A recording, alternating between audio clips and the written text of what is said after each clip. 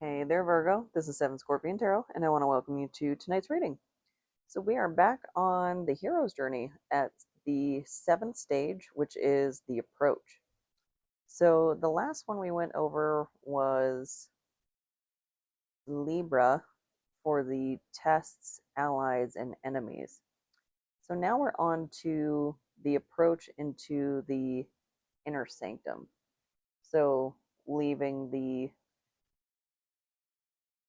it's that transition from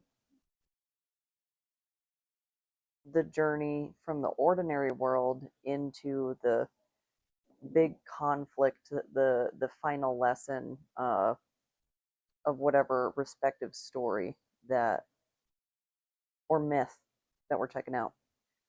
And so the major arcana card that's going to be associated with this is the Hermit card, which I think is actually really fitting because the way this translates into like out of Star Wars world into the real world is facing our deepest wounds, getting into that deep inner world within ourselves in looking at like archetypal wounds, deep traumas, like where our demons live, stuff like that.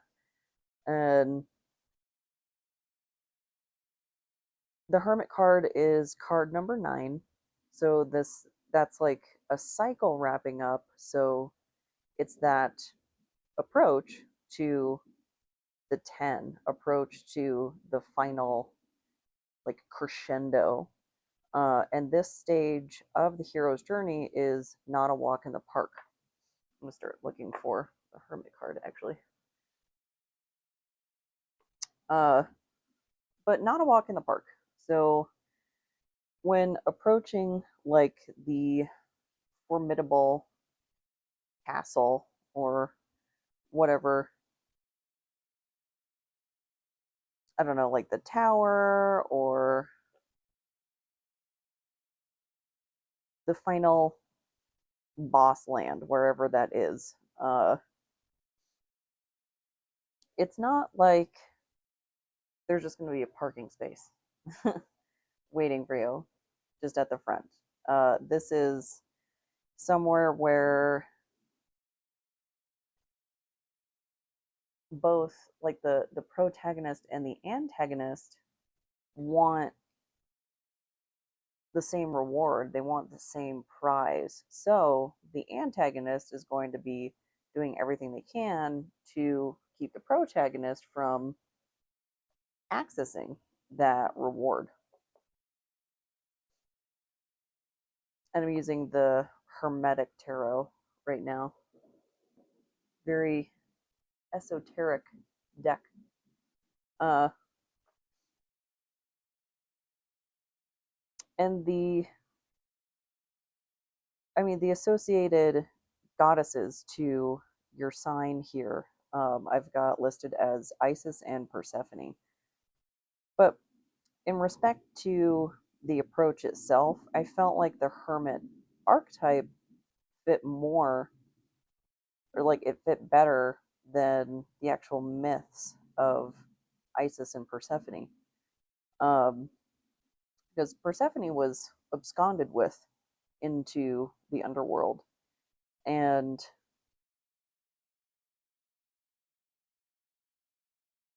I mean, Isis had to be more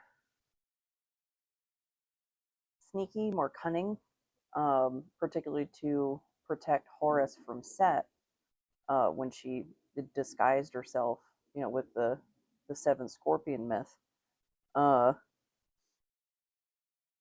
but with the hermit, with how it represents those introspective journeys in our own personal lives, I feel like that really represents the approach really well because it's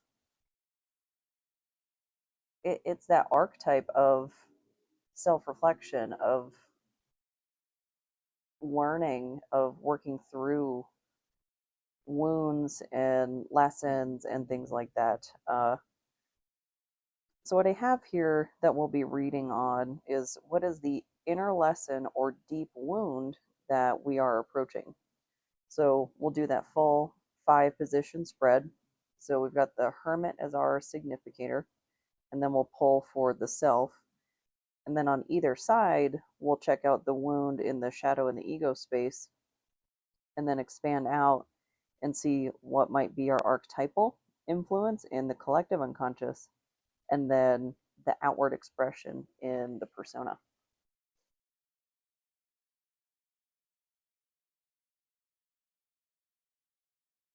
So fitting card for the approach. And this is like, in the castles looming in the distance.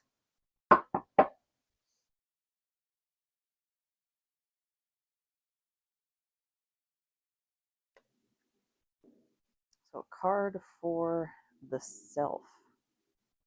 So this might be where we're presently at, or a connection to our higher self, because that Hermit stage, the I don't know if this is Magus or Magus. I'm gonna say Magus. Magus of the voice of light. So that those introspective, like, dark nights of the soul, those help connect us and bring us to our higher self, our authentic self. Uh, so this could be either a representation of the higher self we're headed towards.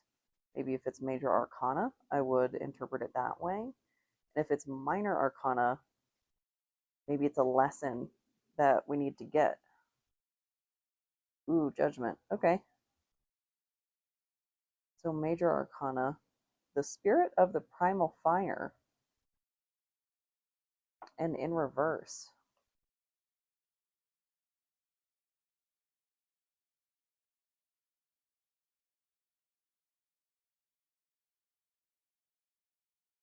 So this could be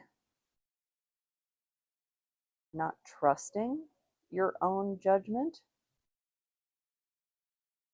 or releasing yourself of the judgment of others, because it came out reversed.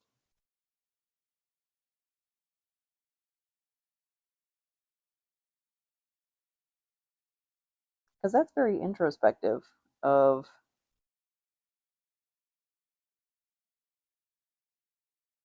and a difficult introspective journey of getting past, like,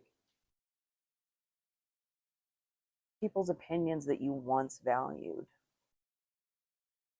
That hurts a lot, even if once you see that, oh, your values don't align with this person, or maybe they're not who you thought they were. It still is a painful journey to detach yourself from, like I said, the people's opinions that you once valued.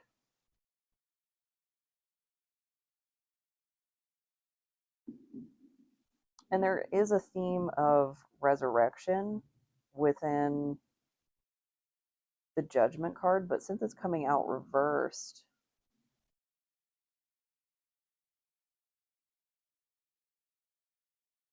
this could be maybe a lesson that has come up multiple times, and you got it this time. Like, I can definitely be very thick-headed for sure. Takes a few tries to get something to stick sometimes. uh so that could be it as well. I'll start shuffling for the shadow here. Hmm.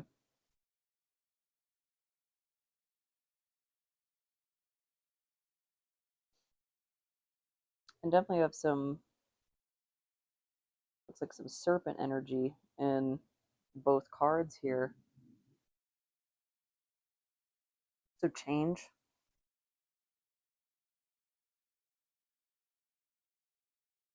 I wonder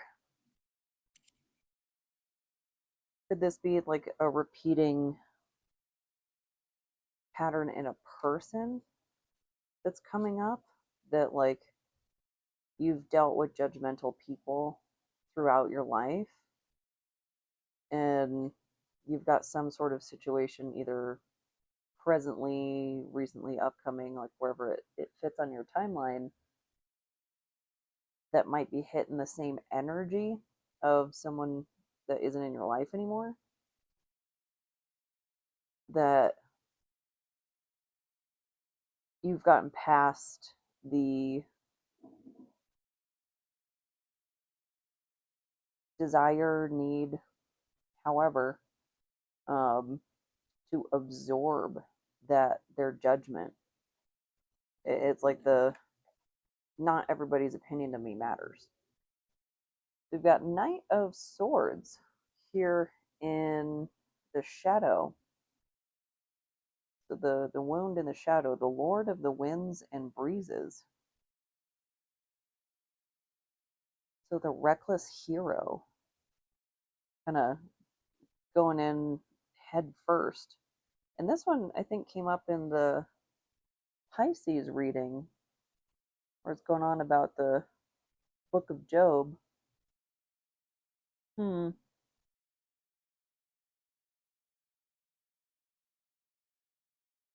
So a reckless hero,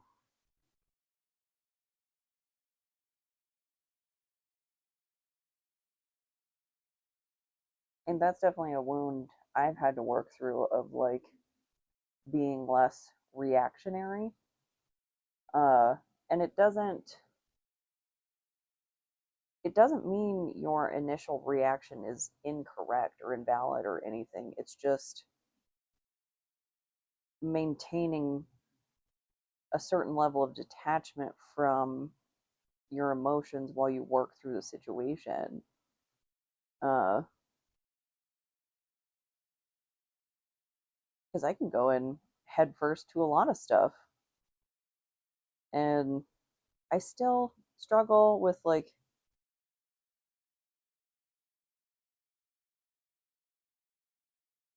if you're right but you go in head first, like the hasty hero, or like tempers are running a little hot, it like worsens your position even if everything you're saying is valid.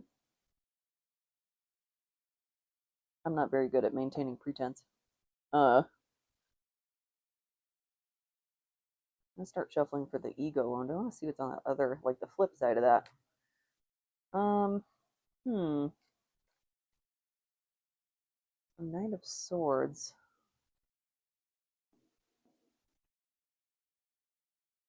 There's that. It looks like a Merkaba, and I think that I don't think I actually looked that up. I'm gonna look it up now since it's coming up again, because I'm pretty sure that has something to do with like the Chariot of God.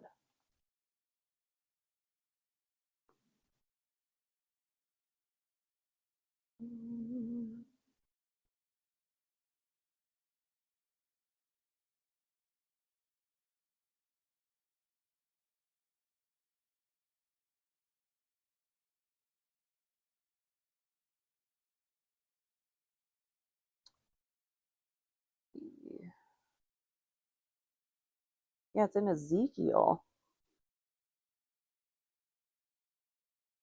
The Merkaba is a four-wheeled vehicle with four living creatures, the Hayat. Each Hayat has four wings and the faces of a man, lion, ox, and eagle. That's what I was thinking was the biblically biblically accurate cherub. But I think cherubs are also terrifying in their real form. uh,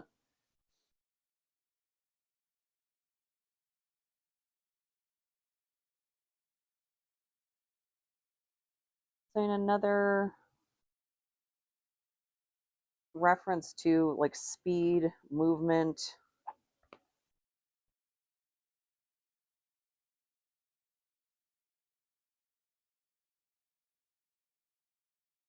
This could be learning how to let things ride despite being correct. That's a tough one. Uh, like if something is detrimental, you don't just want to let it like fester, you know. Some things do sort themselves out though if you just like let them fizzle out on their own without intervening. You got to use your judgment on that. Uh, but that could be part of the lesson too of like holding the tension in a situation.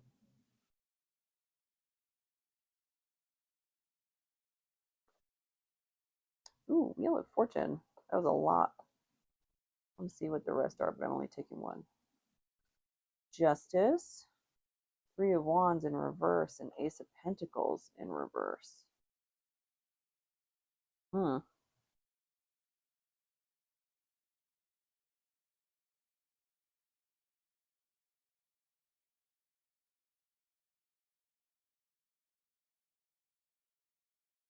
Maybe a delay to justice and a new start, but like justice still prevailing in the end because it was in the upright. So, Wheel of Fortune, Lord of the Forces of Life. And it's got the two daggers here, so it's definitely giving Two of Swords vibes. So a choice, and they're not crossed like in the Two of Swords, so they're pointing in one direction. So maybe a choice has been made in the ego. But I mean, this could be any number of wounds in the ego if you've struggled with, you know, you're doing the hard work, you're doing the thing, but you don't get the rewards. That can definitely bruise the ego. I would think that would present as the Wheel of Fortune being reversed. So maybe something's correcting as part of this stage.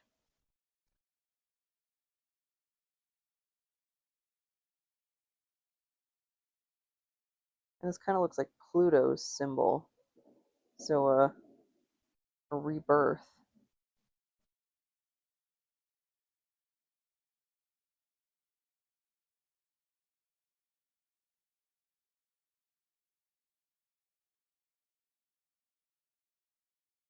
And there's the Aquarius symbol.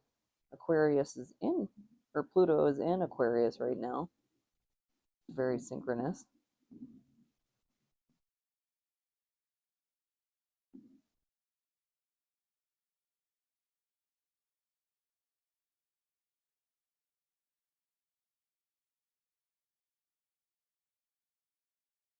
And then there's that Sphinx at the top. And I think it was the Odyssey. Was it the Odyssey? There were two riddles.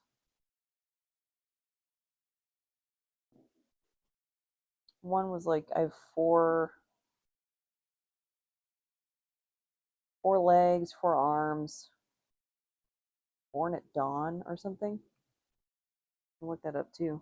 It feels relevant. Sphinx riddles.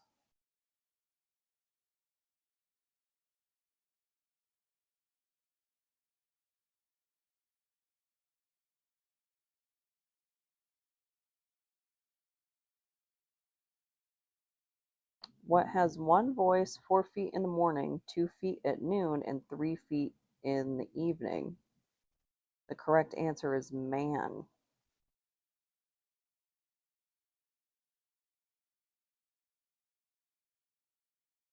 And that was Oedipus.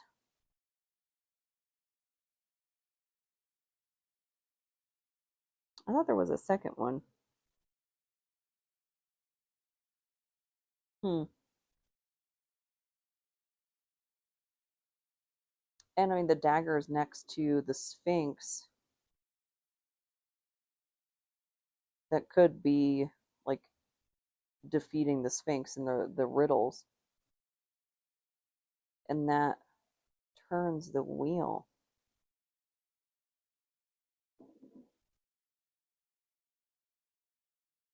Oh, since this is in the ego, so maybe something is going on that you're not falling for some sort of pandering to your ego, like some sort of reward. Like we were talking about how the antagonist and the protagonist are going after the same reward. So maybe in the ego, you're resolving some sort of wound that you're not being tempted by rewards and you're seeing through deception, you're seeing through the riddles of the Sphinx. And that's leading to some sort of transformative change.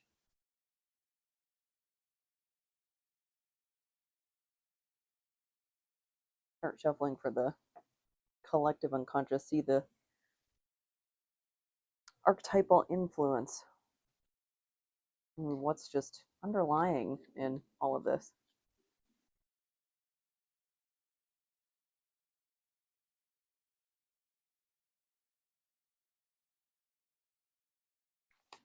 Oh, Four of Cups, Lord of Blended Pleasure.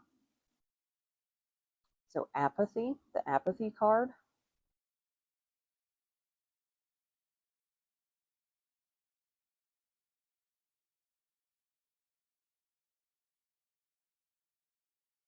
Maybe you're feeling apathetic about something doesn't appear as, like, the reward doesn't appear as shiny as you thought it would.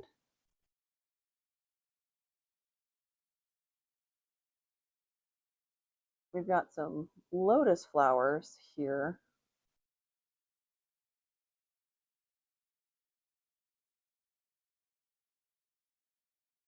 No mud, no lotus.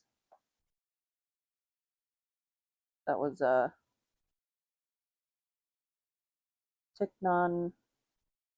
Hot. I'm probably mispronouncing his name. A Buddhist monk.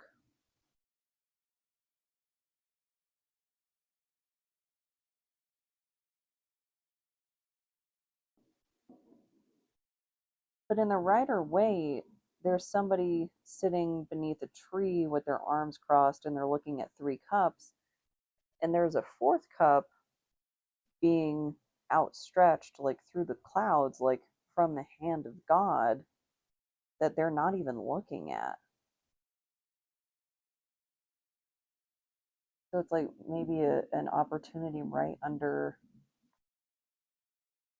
your nose.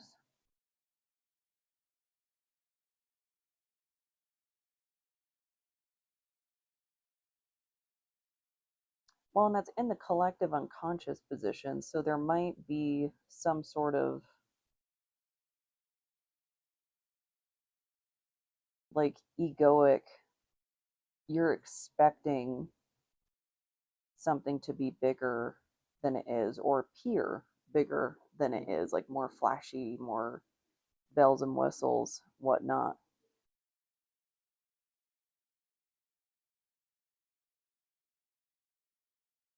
I think a lot of that has to do with,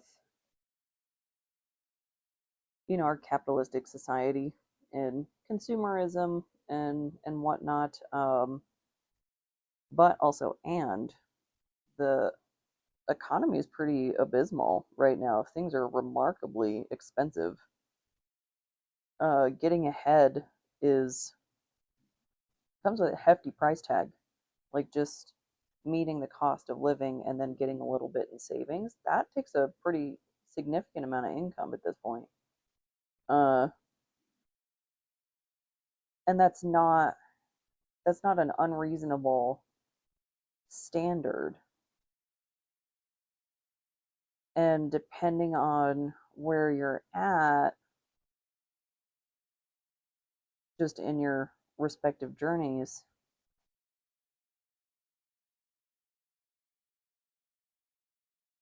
like the next stage to get ahead, it might not be the end all be all. It might be a stepping stone. And it might make you feel a little bit, I don't know, disappointed that something doesn't check all your boxes. It doesn't necessarily need to be perfect to be the right opportunity for you. I'm gonna start shuffling for the persona, but it's kind of like, I don't know, how I view relationships. Like, I could make it work with a lot of people. Does it mean I should? Not necessarily. Like, I've taken the very Piscean tact of I want to wait for that, Cupid's arrow feeling. Uh, and that's my choice. I know I'm being idealistic with that, and it doesn't mean they need to be a perfect person. I'm just looking for a feeling. Like, I don't know. Maybe I'm just a hopeless romantic. Justice, daughter of the Lord of Truth. So interesting. This whole side is major arcana and this is minor. That's pretty even split. Uh,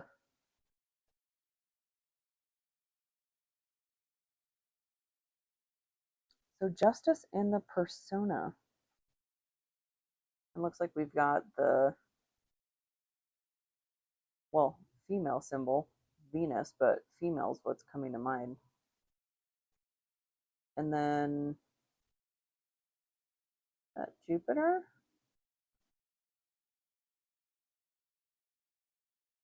An interesting counterbalance between the two. And then you've got the yin and the yang split in half.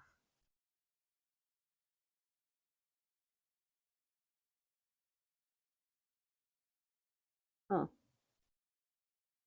And a very relaxed pose with the sword. It's pointing down. Like usually it's being held straight up.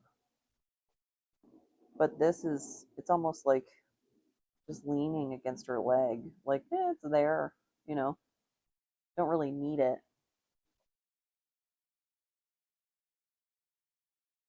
So this could be that outward expression in the persona of whatever it is you're going through.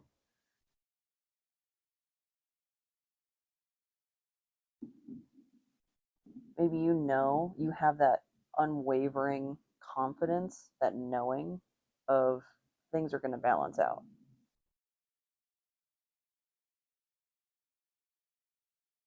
Things are going to even out, things are going to work out. Just that calm, cool demeanor and not letting that hastiness come through and poke through and break that calm outer shell. Hmm.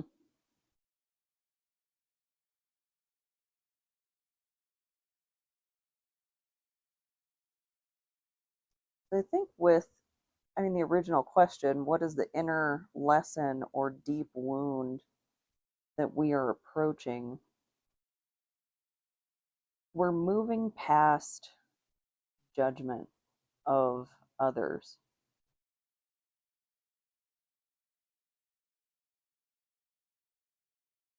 Taking some time to evaluate our maybe reactions to judgment, and how swiftly we move in on those judgments and maybe take action against them, examining what we really value in terms of material wealth and how expectation versus reality are often different. And even though they are, the scales are still balancing out, and having that maybe unwavering faith that if whatever it is, like we had talked about, that this might be a stepping stone, it's not the end all be all, but maybe just having that knowing that you're on the way to how things are supposed to turn out. That's kind of a like loaded phrasing. Uh, but just like I was talking about, it can make it work with a lot of people. Doesn't necessarily mean I should,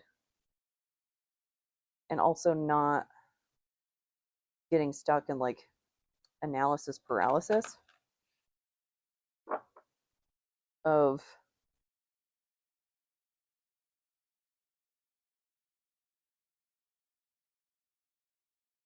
it's like kind of why I hate the apps. Like there's too many choices.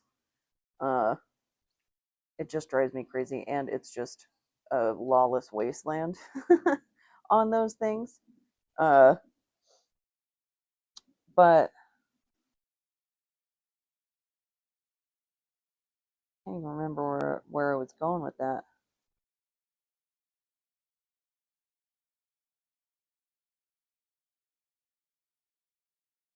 Like you've got 4 cups, and just because those 3 that you were really gung ho about didn't work out, that doesn't mean the 4th cup is necessarily a bad option. It might not be the shiniest option out there.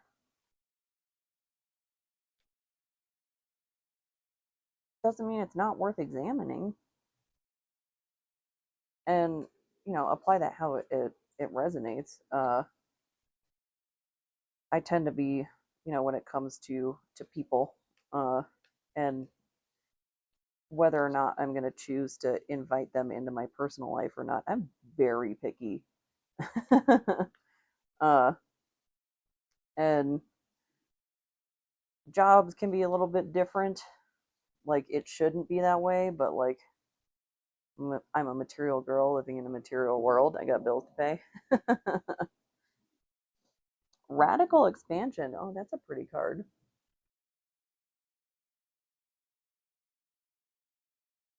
So I'm taking this as an underlying energy, uh, just for this stage in the hero's journey. That this is like, what is this approach for? Why are we doing this? And it's got the full spectrum of colors here. It looks like a rainbow dragon coming out of her heart. Uh,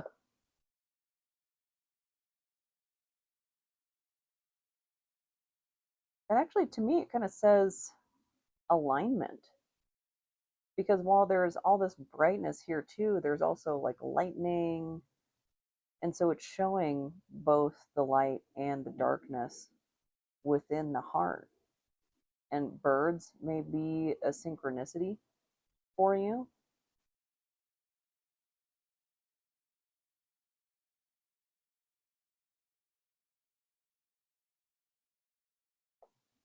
And maybe even dragons too.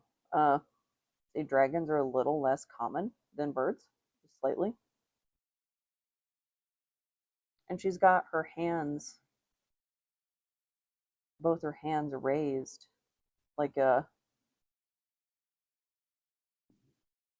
It almost makes me think of like in church, like during a gospel song or something.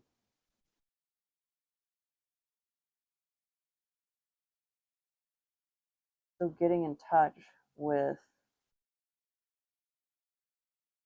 faith Having faith that things are going to work out, and that expansiveness of the heart that comes with earnest faith.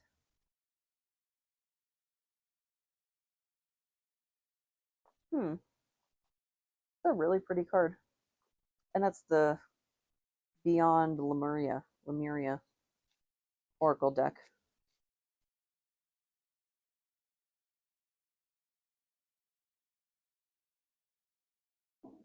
And that could be broadening your horizons too, like expanding past, the societal expectations of what life is supposed to look like, what path you're supposed to take, because it's your life.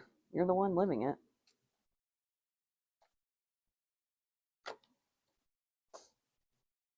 Middle of the night, Ellie Doohy. I don't know how to pronounce that last name. I really like the Loveless version of that, the pop punk. Really enjoy that one. But both versions are so catchy. So maybe there's something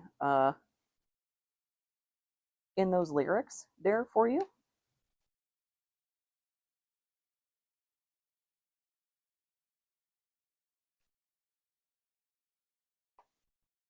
Too.